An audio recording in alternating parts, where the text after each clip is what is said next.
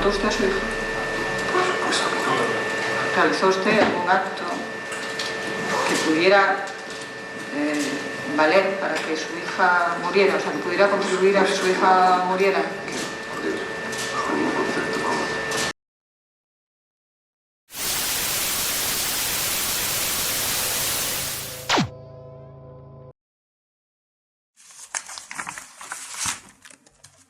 Hace unos días comencé a pensar sobre mi futuro.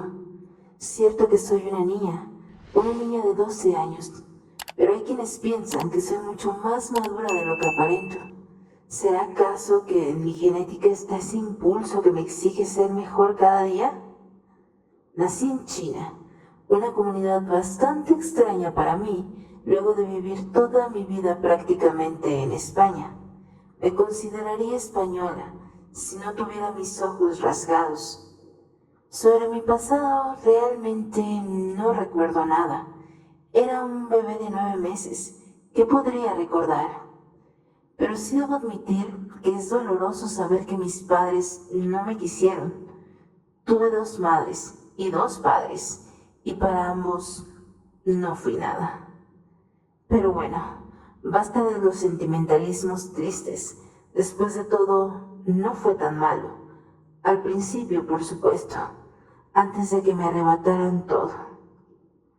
El 9 de junio de 2001, conocí a Rosario y Alfonso, mis nuevos padres. Parecían cálidos al principio. Podía sentir su cariño. Me sentí dichosa de llegar a una familia que me amaría mucho. Conforme crecía, mis padres decían que era una niña muy inteligente. Me gustaba cocinar, las manualidades, las cosas de pensar y la música.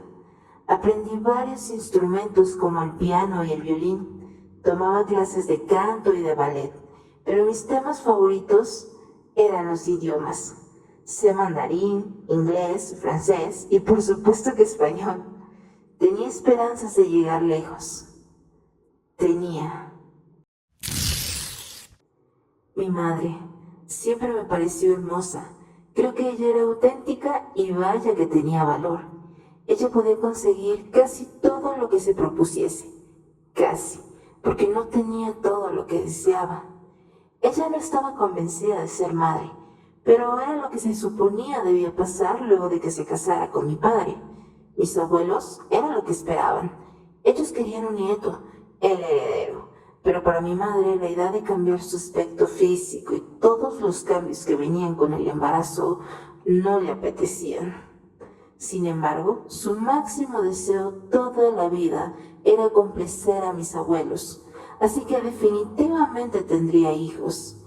Y ahí fue cuando creyó que era una maravillosa idea adoptar. Rosario, ojalá nunca hubieras pensado en esa posibilidad. Extrañamente, mis padres siempre tuvieron una fascinación por los rasgos físicos de las personas de cultura oriental, como la mía. Así que, en lugar de buscar un bebé español, optaron por buscarme a mí. ¡Qué suerte!, ¿no? Mi adopción fue todo un suceso en España. Era la primera niña de origen chino dada en adopción en Santiago, España, y mi familia se convirtió en una especie de socialité por encima de todas las demás familias. Digamos que les causaba mucha admiración y curiosidad ver a una niña con mis características acompañada de unos padres como ellos. Eran muy admirados, y claro que a Rosario eso le encantaba. Llamar la atención, su hobby favorito.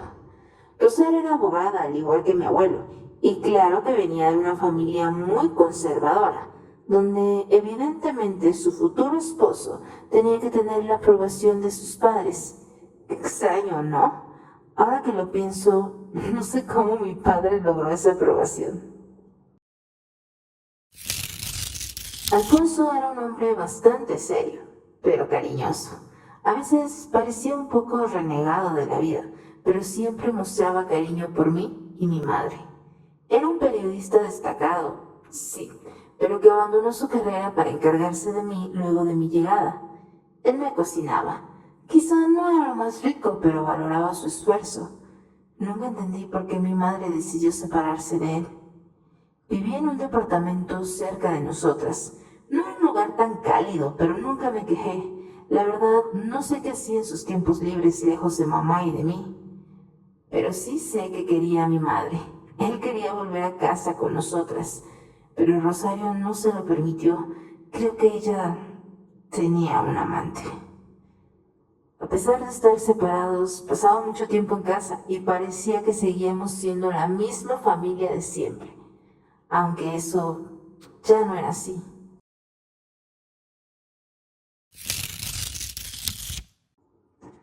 El 21 de septiembre de 2013 comenzó siendo un día muy soleado y transcurrió con tan normalidad que nunca pensé que ese sería mi último día. Casi al anochecer, mi madre me pidió que la acompañara a la casa de campo que había heredado de mis abuelos. La casa estaba lo suficientemente lejos para escabullirnos en un viaje profundo, o al menos así lo sentí. En realidad no entendía mucho, mi cabeza daba muchas vueltas, no me sentía bien, pero ante tal insistencia de mi madre, ¿cómo podría decirle que no? Ella insistió mucho en que la acompañara. Ahora entiendo por qué. Ese día, al igual que todos los anteriores, había comido con mi padre. No tenía mucha hambre, pero igual debía hacerlo. De regreso a casa comencé a sentirme mareada. No sé cómo hice para entrar a mi habitación. Intenté hacer tarea para distraerme y además, debo confesar que siempre fui una niña muy aplicada. No es por nada, pero me sentía muy bien siendo esa niña. En la tarde, cuando mi madre me solicitó que la acompañara, me negué. Le dije que no me sentía muy bien y que prefería quedarme.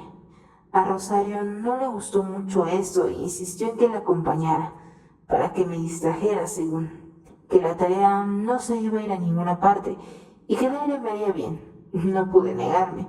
Después de todo, ella era mi madre. Ahí estaba yo, sentada en el asiento trasero del auto de mi mamá y con los ojos entrecerrados, pero sí podía distinguir la velocidad con la que mi madre daba vueltas aquí y allá, hasta que llegamos a la fría casa rodeada de árboles, una auténtica casa de campo que guardaba infinidad de cosas. Creo que nunca hubiera sido capaz de reconocer cada una de ellas. Esa casa estaba llena de cajones. Solo Dios sabrá qué tanto guardaban aquellos bloques de madera. Subí a mi habitación como pude y esperé y esperé. Te preguntarás, ¿qué esperaba? El día de mi muerte. Claro que yo no lo sabía. Para ese punto, en realidad, no fui consciente de lo que pasaba. No fui consciente. A la 1:39 de la madrugada, una pareja me encontró tirada en el suelo con algunos síntomas de violencia. ¿Violencia? ¿Fui atacada? ¿Cuándo? ¿Cómo? Esas serían las preguntas que se intentarían resolver más adelante en los interminables juicios donde culparon a mis padres. Según la investigación, el lugar donde me encontraron no fue el mismo donde terminaron con mi vida. Parecía como si me hubiesen arrastrado, como un animal. Mis padres reportaron mi desaparición a las 11:30 de la noche y de acuerdo con la autopsia, fallecí entre las 9 y 10 de la noche. Tenía marcas en el cuello por asfixia, las cuales aparentemente fueron causadas con una cuerda, la cual fue encontrada al lado de mi cuerpo. Qué curioso. Había cuerdas similares a esa en mi casa. Sí, en la casa de campo de Rosario. Mi mamá fue arrestada en mi funeral, sin que nadie se diera cuenta. Tal parece que hubo mucha inconsistencia en sus declaraciones. Ella dijo que había ido sola a la casa de campo y que yo me había quedado en casa haciendo mis deberes. Eso es mentira. Yo fui con ella a la casa de campo, pero ya no estoy ahí para poder decirlo. Pero las cámaras sí. Una cámara captó el momento en el que crucé la avenida con mi madre en el auto. Sí, mi madre manejaba y yo iba atrás. Dicen que mi padre fue parte del plan. ¿El plan para acabar conmigo? ¿Había un plan? ¿A mí? ¿A su hija? Mientras que mi madre era un mar de nervios, Alfonso parecía seguro de lo que decía, pero sus acciones no ayudaron mucho. El celular de papá no aparecía y cuando lo hizo había muchos mensajes y llamadas borradas. Encontraron unas fotos mías que consideraron inapropiadas. Esas fotos fueron tomadas después de un festival. Creo que no hay nada malo, pero los policías no pensaron eso. En mi autopsia también encontraron fuertes cantidades de lorazepam en mi organismo. Parece que lo hubiera estado consumiendo por meses. Pero no, yo solo tomaba los polvos blancos que mis padres me daban para la alergia que a decir verdad nunca sentí. Pero mis padres decían que la tenía. No me gustaba tomar esos polvos porque me atontaban y no dejaban tomar mis clases bien, que hasta mis maestros se daban cuenta. Una de mis maestras declaró en contra de mis padres. Dijo que en mis clases me veía adormilada. Rosario y Alfonso fueron condenados a 18 años de prisión. Nunca se supo qué fue lo que realmente pasó. ¿Cómo fue que terminé tirada en el suelo sin vida? Evidentemente hay teorías, pero yo no quiero clavarme en eso. Para mí ya es muy doloroso que mis padres quisieran deshacerse de mí. Rosario no pudo soportar su condena y culpa. Terminó con su vida el 18 de noviembre de 2020 mientras aún estaba en prisión. Alfonso sigue pagando su pena y podría salir libre en 2032 con 68 años de edad. Yo ya estoy en otra vida y quiero olvidar mi vida pasada, lejos de cualquier criminal.